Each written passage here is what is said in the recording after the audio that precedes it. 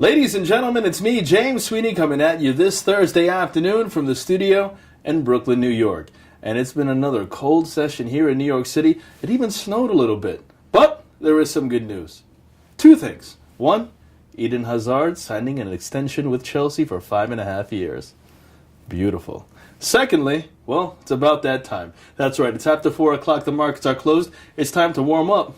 And since I'm in the studio, I can warm up with you as well. That's right, you know what time it is. It's happy hour in the Big Apple.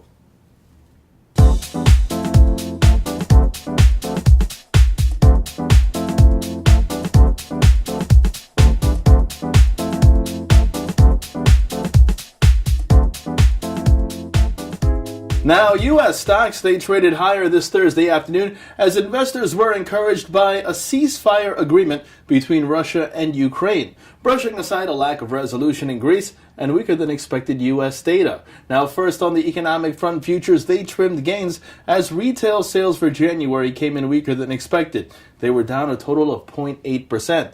Also, jobless claims, they came in at 304,000.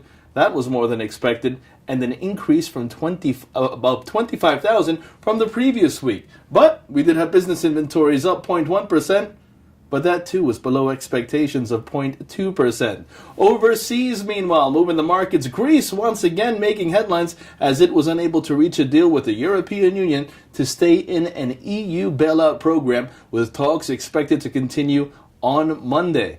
And according to Russian President Vladimir Putin, the big story today, a ceasefire agreement has been reached in eastern Ukraine that will begin on February 15th. Not today, the 15th.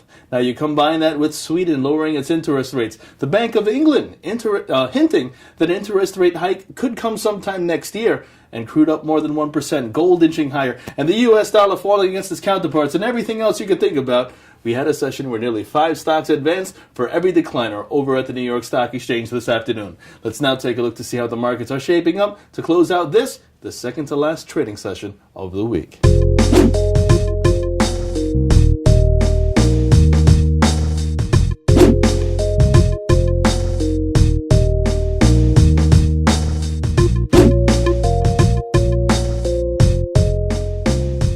And this session has been filled with a ton of earnings. We first begin with breakfast cereal giant Kellogg, reporting lower than expected quarterly sales as weak demand in Europe and Asia Pacific overshadowed a revival in U.S. sales.